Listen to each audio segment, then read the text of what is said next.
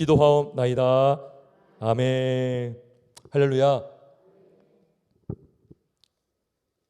제가 낮예배 때에 노아가 술을 먹고 옷을 벗었잖아요. 그래서 이제 그것을 이렇게 폭로한 사람을 셈이라고 하는 제가 잘못 얘기했어요. 함입니다. 함. 예. 그래서 함의 아들이 이제 저주를 받죠. 그 가나안 땅이, 그죠? 창세기 9장에 나옵니다. 예, 정정합니다. 예. 그래서 그 아버지의 허물을 셈과 야벳은 덮어줬죠. 그죠? 그래서 그 모습이 바로 하나님께서 우리의 허물을 덮어주신 하나님의 사랑을 보여준 것입니다. 예. 그 은혜가 또 우리에게 있길 주의 이름으로 축원합니다. 자, 오늘 오후 예배 제목은 이삭의 순종입니다. 이삭의 순종. 여러분, 보통 우리가 순종하면 누구를 생각합니까? 아브라함을 생각하죠. 아브라함, 믿음의 조상, 순종, 독자 아들 이삭을 바치려고 했던 아버지 아브라함. 근데 오늘은요, 아브라함 못지않은 이삭의 순종을 우리가 보려고 합니다. 예.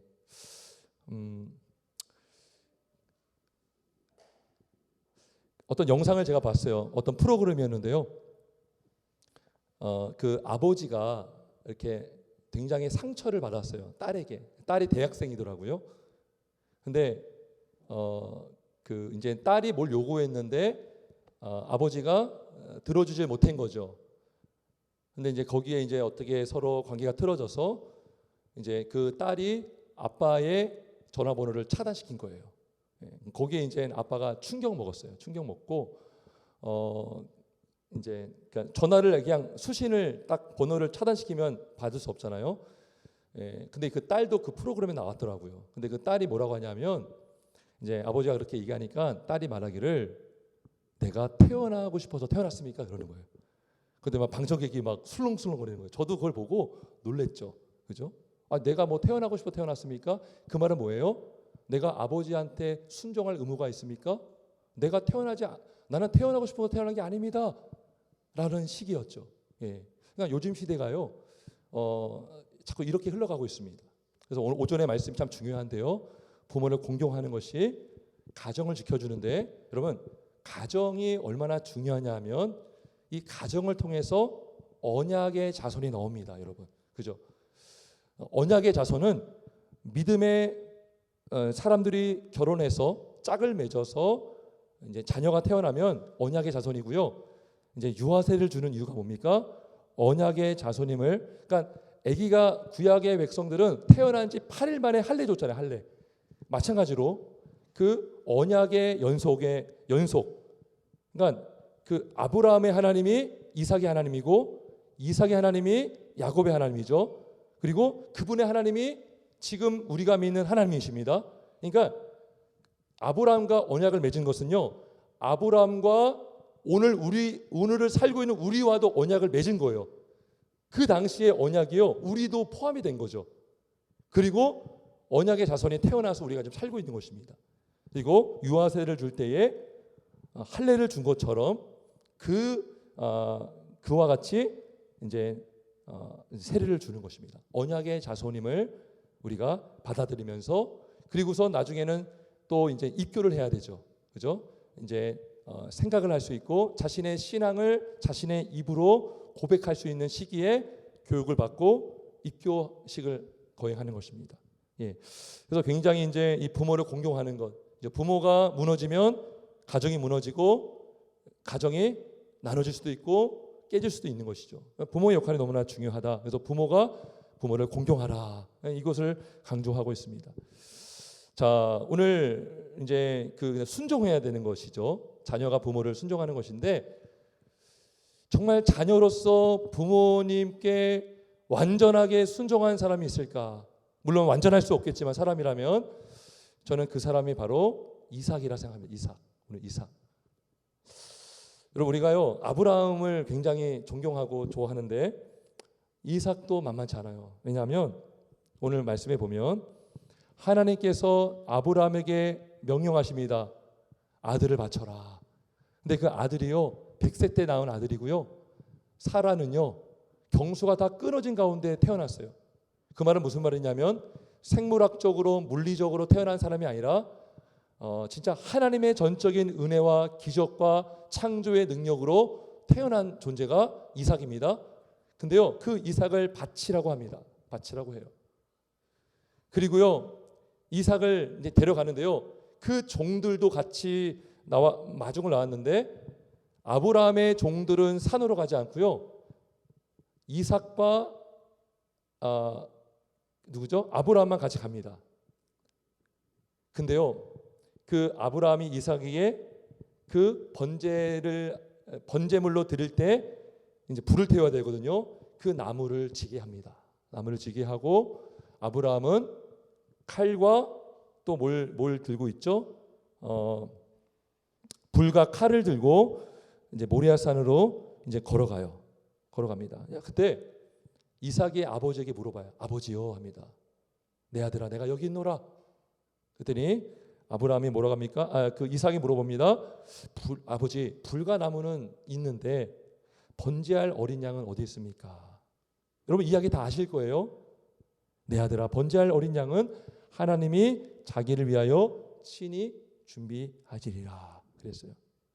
그리고 마침내 하나님께 바쳐져야 할 그 장소에 도달합니다.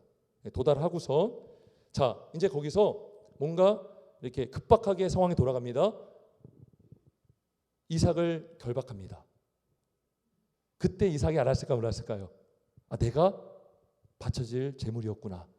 알았을까요 몰랐을까요? 여러분 같으면 어떻게 했을 것 같아요? 아버지가 그랬잖아요. 하나님이 친히 번제할 것을 준비하시리라 했어요. 근데 갔는데 나를 결박하신 이게 뭐지 했는데 번제단에 자기를 눕히는 거죠. 확실하죠. 내가 번제물로 드려지는구나. 그리고 더 확실한 거 뭐예요? 아브라함이 칼을 들고 있습니다. 이건 분명합니다. 아버지가 나를 죽이는구나. 자, 근데요, 아무리 눈을 크게 뜨고 성경을 봐도요, 거기서 이삭이 아빠 지금 뭐 하는 거예요? 왜 날 속입니까? 당장 불러주세요. 아빠가 왜 날 죽이려 갑니까? 라고 한 내용이 없어요. 여러분 같으면 어떡할 거예요? 만약 여러분들이 이삭이라고 생각해 보세요. 여러분들을 묵습니다.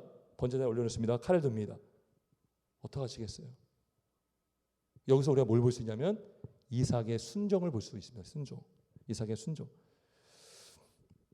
여러분 근데요, 아무리 부모에게 순종하라고 하지만 지금 이삭의 순종은 이건 좀 일반적인 순종 아니죠.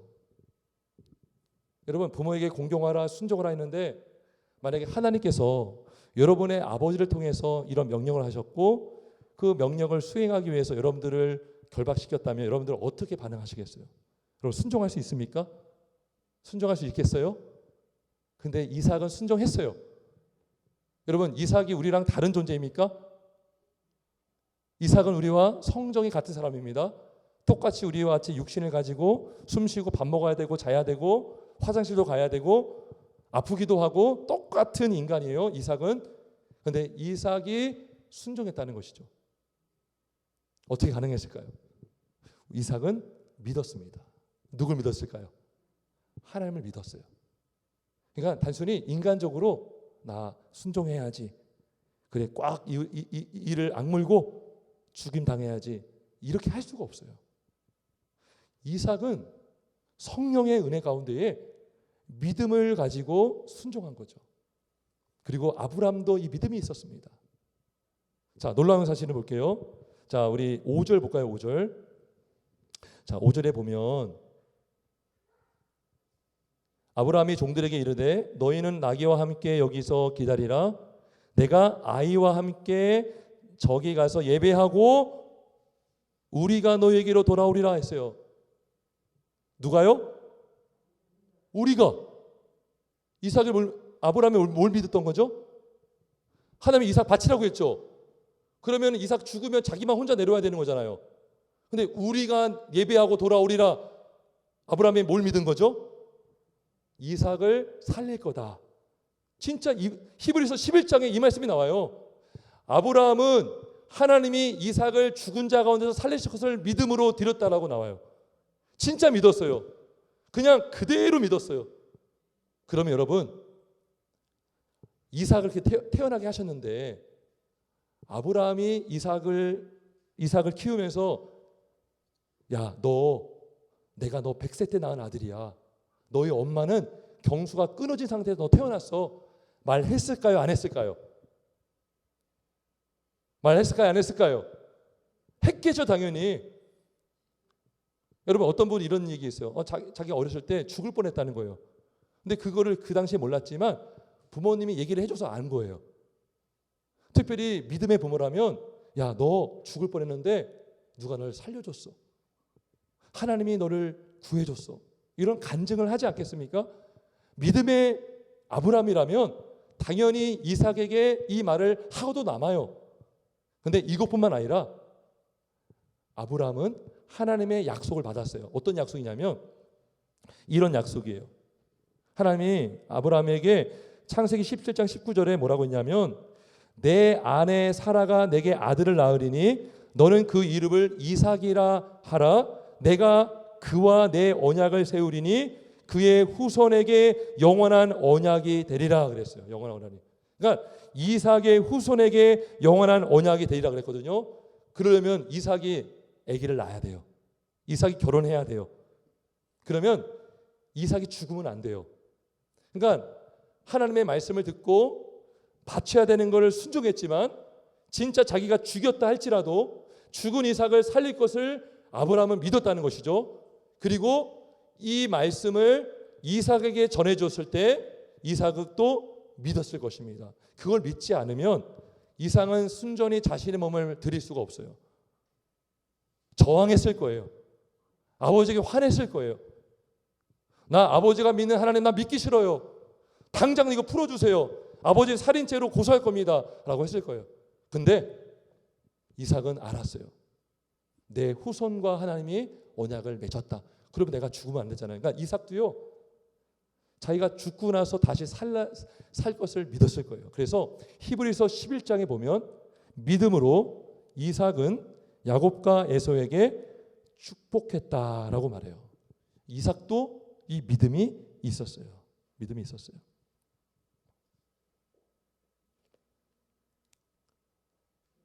여러분 이삭을 보면서 누가 생각나지 않습니까? 이삭을 보면서 누가 떠올려지지 않아요? 이삭이 누가 참 비슷하지 않습니까? 예수님과 비슷하죠. 여러분 실제로요. 이 이삭이 그 번제에 쓰일 그 나무를 들고 모리아산을 올라가는 모습이 저는 이 관주 성경을 보거든요. 관주 성경. 이게 이제 성경에 있잖아요. 인용된 것이 다 이게 나와 있어요. 성경 서점 가면 관주 성경이라는 게 있어요. 근데 이 부분이 어디랑 연결시키냐면 요한복음 19장의 말씀과 연결됩니다. 거기에 어떤 말씀이 있냐면 예수님이 십자가를 지고 골고다 언덕으로 올라가는 것과 연결시켜요. 실제로 예수님은요. 모리아산에서 죽으셨어요. 여러분 모리아산과 골고다 언덕은 같은 곳입니다. 장소는 같아요. 그러니까 거기에서 이 이삭이 이제 자기가 죽임당할 자기를 죽게 될 그 재료를 들고 올라갔죠. 예수님도 자신이 죽임당해야 할 그 재료인 십자가를 들고 올라갔다는 것이죠. 그러니까 이삭과 예수님은 일치가 돼요. 그렇다고 이삭이 예수님은 아니지만 이삭은 예수님을 미리 보여주는 인물입니다. 이삭은 철저하게 하나님께 순종했어요. 근데 예수님이야말로 완전하게 성부 하나님께 순종함으로 우리의 죄의 문제를 해결해 주셨습니다. 오늘 5절의 말씀 기억하시죠? 그죠? 우리는 부모님께 불효하지만 예수님은 하나님께 순종하심으로 우리의 하나님의 의를 이루셨고 우리는 부모로서 자녀에게 믿음의 양육을 잘하지 못함으로 실패하지만 우리 예수님은 제 아들에게 아버지의 심정으로 양육하고 가르침으로 제자가 되게 하셨어요. 제자 될 수 있는 인물들이 아니었습니다. 근데 예수님이 제자 되게 하셨어요. 여러분 우리도 마찬가지입니다. 하나님의 은혜 주시면 우리 자녀를 믿음의 장부로 양육할 수 있는 줄 믿습니다. 예, 믿습니다. 제가 원래는 오전 예배 때 이 창세기 22장을 설교할까 계속 묵상을 하다가 이제 에베소 6장을 이제 결국 설교했는데요. 창세기를 쭉 보니까요, 이삭이 복을 많이 받았어요. 부모에게 공경하면 땅에서 잘 되고 장수한다 그랬죠. 근데요, 이삭이요, 부모의 말씀을 잘 순종했어. 여기뿐만 아니라 24장에 보면 이삭이 결혼한 리브가를 맞이합니다, 아내로. 근데 초반에 아브라함이 그 종에게 명령해서 이러이러한 사람을 데리고 와라. 그래서 그 여인을 아들과 결혼시키려고 했어요. 근데 그 자리에는 이삭이 있지 않았어요. 그리고 창세기 24장 후반부에 가보면 이삭이 묵상하고 있는 가운데에 그 여인이 오는 걸 봅니다. 그리고 아브라함의 종이 이러이러한 여인을 데리고 왔습니다 했을 때 아내로 맞아들여요. 누구의 말을 들은 거죠? 아빠의 말을 들은 거예요. 물론 결혼은요, 당사자의 의견이 중요합니다. 근데 부모도 조언해 줄 수 있어요. 어떤 면에서는 부모가 좋은 배우자를 연결해 줄 수 있어요. 그 눈을 갖고 있기 때문에. 인생에 연륜이 있고 믿음이 있기 때문에. 그러니까 이삭은요, 아버지의 명령을 받아서 죽임당하려고 했고, 아버지의 명령을 받아서 리브가와 연애한 적도 없어요. 근데 아내로 맞이합니다.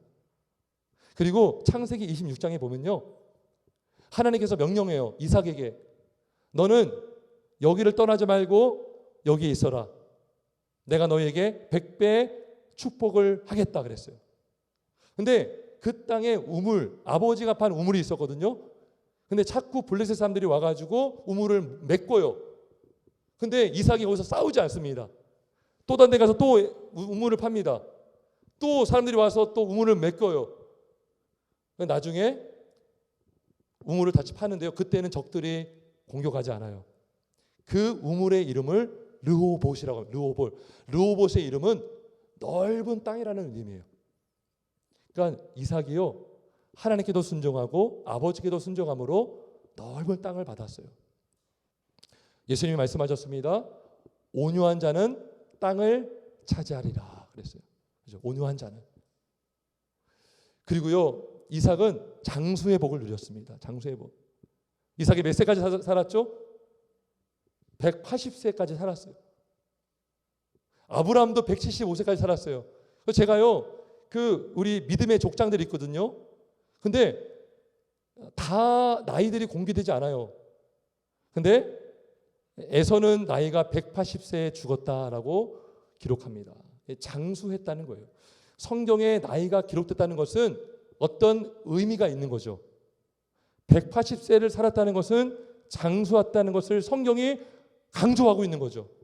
이삭은 실제로 부모에게 순종하고 하나님께 순종함으로 땅에서 잘 됐습니다. 믿으십니까? 그리고 장수의 복을 누린 줄 믿습니다. 그죠? 부모에게 공경하라.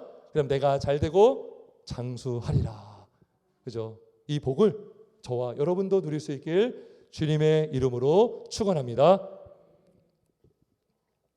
우리 한번 같이 기도하겠습니다.